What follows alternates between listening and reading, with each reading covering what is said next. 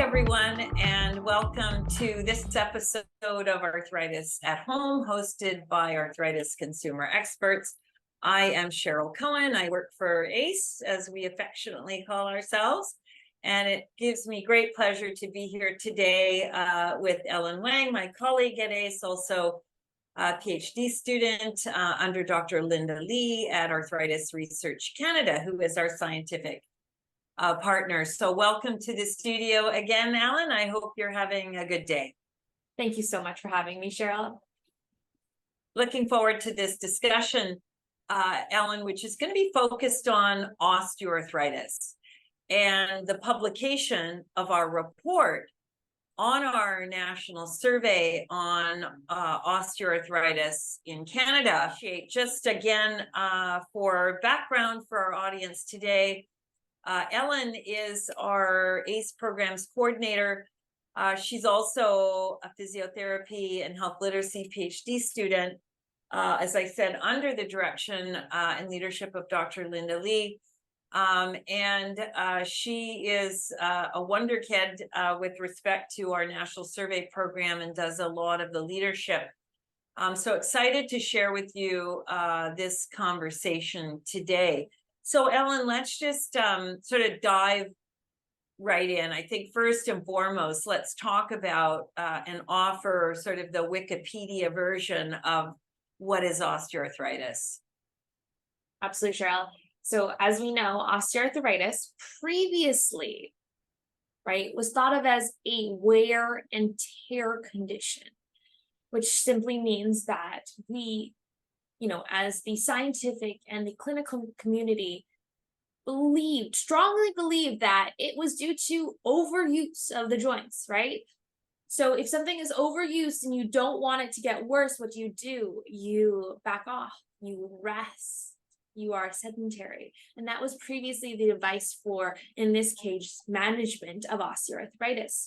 But as the research evolves and we continue to learn, I'm going to say that this was one of the hot topics this year at the Osteoarthritis conference, the international conference, about really what is the etiology of osteoarthritis. But now from the clinical perspective, we understand that it's complicated.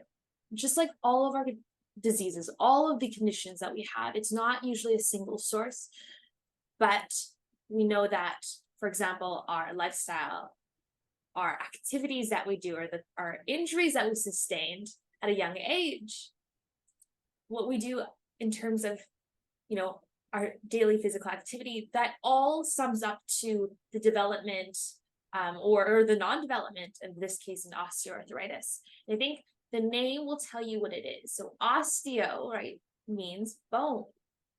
So it's a condition where the joint and the cartilage, so the ends of bones within that joint space, begin to wear down this case.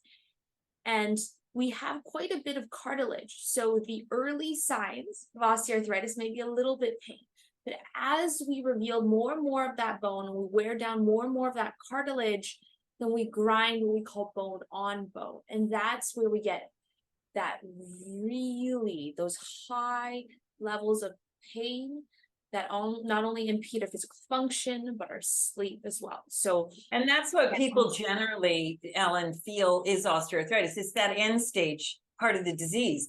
They don't understand that it's going on in their body for years, very likely, sort of hiding there.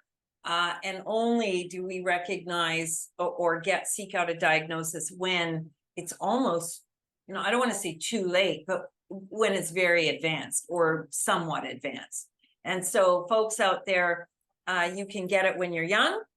It can be there, working away at your cartilage and your bone, and then down the road you end up with, for many, is a significant disability in the joint. So about 5 million Canadians have osteoarthritis of varying shades of gray, as we call them, in terms of severity. And currently there's no medications. There's nothing that actually stops the disease process. there are what we call Band-Aid medications, but not anything that's going to change the course of the disease. Like we would say physical therapy modalities could change the course or slow the course.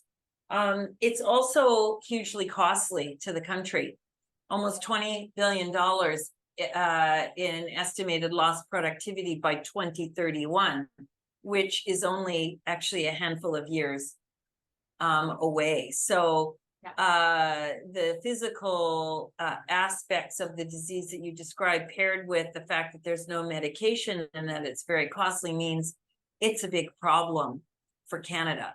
It's a huge problem, and I think it's undersold. It continues to be undersold because the issue is that, like you said, that slow progression where we think, oh, I'm a little bit stiff, to, oh, I got a little bit of discomfort, or oh, that specific movement doesn't feel good, to, oh, I'm in constant pain. Yeah. Right. So it creates. And when you say, pardon my interruption, but when you say undersold, you mean under talked about. It's just not, there's not a light shining on it like there should be. Absolutely. And the thing is, like you said, it just affects so many people. We all know someone with osteoarthritis. I promise you, we all know someone with osteoarthritis. So that means it directly impacts your life. 4 out of 5 adults in this country have osteoarthritis, which is, or some type of arthritis, but predominantly osteoarthritis. So that's a good kind of working definition, just to give people, I mean, we could talk for hours about what is osteoarthritis. We don't have that kind of time on Arthritis at Home episodes. So I'm going to just move us along to the next question, which is about the survey, our ACE national survey on osteoarthritis in Canada, and asked important questions about a number of different areas. So tell us what we asked our participants, survey participants, about, and what we learned from them, Ellen. Yeah, absolutely. So we, again, separated the survey into different sections because we wanted to be able to cover a spectrum of different components, you know, of experience that individuals have, from getting a diagnosis. So who did you go for? How was that process? How were those interactions with healthcare providers? To the symptoms that we looked at, to the specific areas of the body that osteoarthritis affects. We don't talk about this enough, but osteoarthritis can affect your neck, can affect your hands. And it was actually rather common, much more common than I had thought previously to my own self.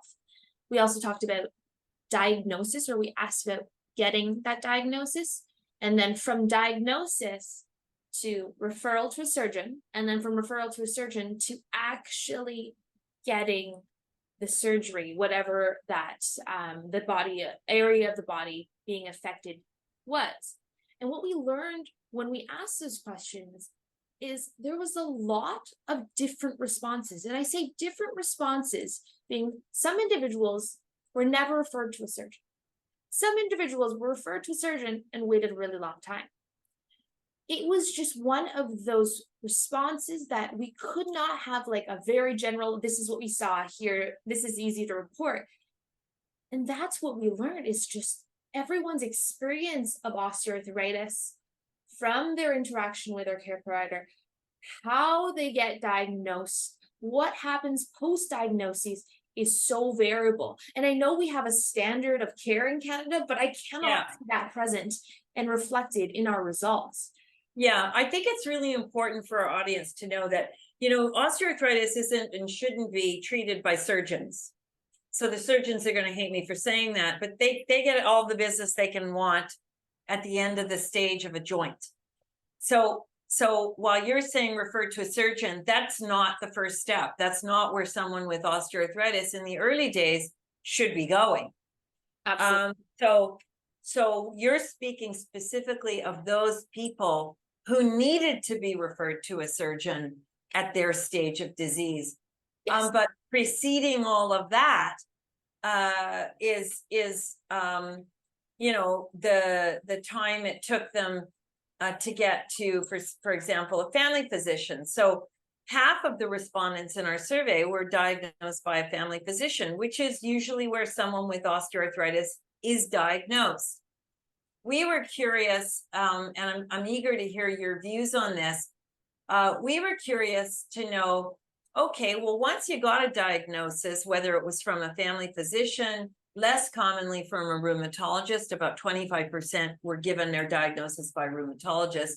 Just to say, rheumatologists, who are arthritis specialists, typically diagnose and work with people who have inflammatory arthritis, which is often a more complicated form of the disease, or forms of the disease, requires medications that are quite complex in the prescribing and the maintenance of, et cetera, et cetera. So what I'm curious to hear from you, Ellen, is, when it comes to getting this diagnosis, what happened to survey respondents in terms of what they were told about their diagnosis? Like, was it explained to them? Were they given any tips on how they could deal with it from a self-care perspective? Were they referred on to other types of health professionals that do commonly work with people living with osteoarthritis, like a physiotherapist or an occupational therapist? So tell us a little bit about the healthcare team of the respondents and what their interactions were like. Yeah, and Cheryl, I do want to thank you for clarifying the point about surgery. And then, this question, really our best medicine right now is our lifestyle. But the issue is that pervading dialogue of osteoarthritis is a wear and tear disease. That still pervades in clinical practice. So we've got a break. We're here to tell you folks, that's not entirely what it is. There could be a very, very small part of it, but that's not the origin. Yes. Right. And another issue is, we know that the interactions we have with our healthcare providers are so short. In order to have a really good conversation about nutrition, or really good conversation about what types of physical activity that you can use to help you build up to, for example, doing a 5-kilometer walk. We don't talk about that, because if you were somebody with, closer to the end stage of this condition, and you were to just do exercise out of the blue, it would definitely not be a pleasant experience that you would want to repeat. But are there things you can do to strengthen the joint, to optimize your biomechanics that can happen prior to those activities? Absolutely. And we know that, for example, physiotherapists play a really important role, right, in being able to fill that knowledge gap in terms of physical activity. But we also know that, for example, nutrition is not touched on very often. And I mean, ideal body weight and maintenance of that, or lack thereof, is probably the major issue in osteoarthritis, right? Yes. So if that's not being talked about with the physician isn't raising it, we are, as patients, unlikely to raise it ourselves. Yes. I don't know. I mean, I've never said it. I don't know any of my friends who've said about, oh, hey, I need to lose weight for my osteoarthritis. We kind of need that guidance. We need to be given this sort of that message that you're actually not helping your disease state because you just have too much load on your joints. So it's not about, criticizing from someone for not wearing the right pant size. It is literally about what is weighing on their joints. Yeah, right. We can do two things really, and they make a lot of sense. So number one, if it's a joint, right, two bones, the intersection of two bones that, is causing the pain, we can either lighten the load, which happens in this case to be our body weight, or we can strengthen the joint and the muscles surrounding the joint to be able to ensure that whatever pressure you put on there is lessened because of the strength of the surrounding tissues, of the surrounding muscles, the surrounding structures. So there's really only two, right? There's physical activity and there's nutrition, but those things are often either there's not enough time to talk about it, or we continue to think and continue to practice medicine for osteoarthritis as if this is an inevitable outcome. The thing that was most talked about and are really just band-aids is medications. So about half of the respondents said their physician diagnose them, talk to them about medications. And then the topics that are going to impact someone's trajectory, such as, nutrition, weight management, that was at the low end of the scale, 22%. Slightly higher, physical activity and therapeutic exercise, which are critical to improving one's osteoarthritis or the burden of the disease itself. It upset me that the things that actually will help us and that we can do in our own homes, in our own outdoor and indoor environments for recreation, where we can help change the trajectory of our own disease. When people talked about where they got their information on osteoarthritis, that was a bit more encouraging, I think. Top rated organizations like ours, which is fantastic.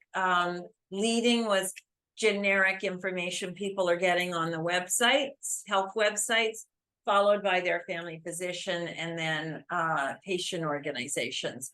What are the 3 things you think people can take away and implement into their lives today? I think the first, this is going out to healthcare providers and us researchers, that we need to be a unified front in terms of really looking into not only, we know that exercise or physical activity is good for osteoarthritis, but how do we design interventions that support individuals who experience pain when they start out? How do we then support them through, probably months of discomfort until one day, they have the self-efficacy, they have the knowledge that this is going to be a little bit uncomfortable, but it's actually going to help me in the long, long run. And really, we are playing the long, long game. Now, healthcare providers then need to go in there, swoop in there and be like, all right, I know you feel a little bit of discomfort. Describe it. Oh, sharp pain, please stop. Oh, yeah. It's a little bit of soreness, but you aren't getting, it's not lasting for a week. Okay, try to ease off. Maybe try to do it every second day. Maybe try to do 10 minutes, take a 10-minute break, then do your activity for another 10 minutes. We need to be a unified front when we do research for, and when we prescribe, when we recommend, when we suggest, when we support the treatment of osteoarthritis.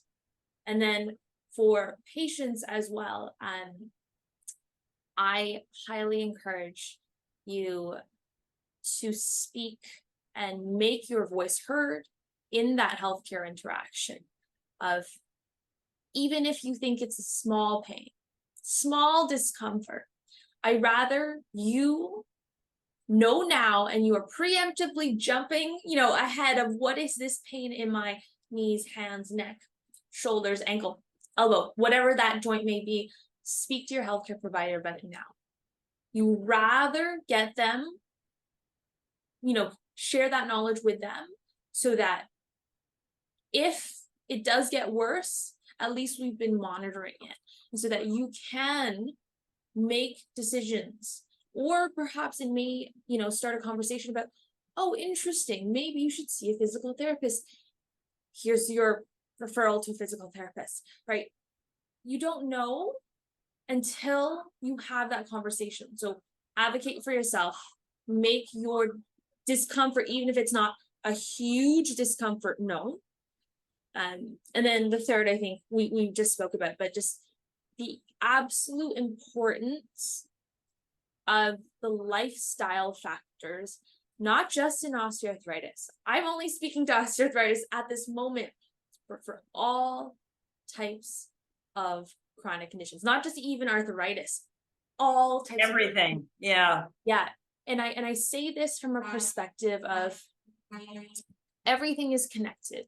So if we're not, for example, being physically active, and one of our friends or friend group wants to go for a walk, that now excludes you from social participation, then guess what happens to your mood and your mental health? Yeah, depression. So really, so you see how I'm drawing, I'm taking an extreme example, but I wanted to show that there are consequences of osteoarthritis that are way downstream that we wouldn't ever think of. But if I told you, be physically active and be, be mindful of the foods and what you intake into your body, not for your osteoarthritis, but for your friendships, and do it for your quality of life. Would that change the dialogue, right? So that is totally. Right. So to reframe, I'm not doing it for my disease. I'm doing it so I can go hang out with the people that I love and do the things that I love. I love that. I love that. I think that's going to be very helpful to the audience, Ellen. And I want to add this. When you go into your family physician's office for an annual checkup, they listen to your heart. They look into your mouth. They look into your ears. They'll look into your nose. They'll palpate they'll do a reaction test on the knees. They never touch your joints. And let me tell you, people, your joint health is as important as your heart health. If you have a healthy heart and you can't walk, I'm going to tell you your quality of life is not what you would want it to be. So your joint health is as important as your heart health, your lung health, your ear, nose, and throat health. So ask for a joint exam. And to that end, at the end of this video, you're going to find some tools that are available on our website. And those are a handout that you can print off and take to your next exam. And it's to talk to your doctor about your joint pain if you're experiencing joint pain. We also have an osteoarthritis tool for healthcare providers that was developed along with the College of Family Physicians and the whole arthritis community at large. And it actually is a guide that helps healthcare providers. So you can direct your own physician to it. Say, hey, I came across this. I'm not trying to tell you how to do your job, but this is the arthritis community's guide for how I should be examined for joint health. And then we appreciate your time very much, Ellen, and joining us. You always bring this really cool human perspective and voice to the research work that we do. Because of your significant and varied background, we really appreciate you joining us, and we look forward, of course, to our next chat in studio at Arthritis at Home. So thanks for coming. Thanks for joining, everyone. See you soon.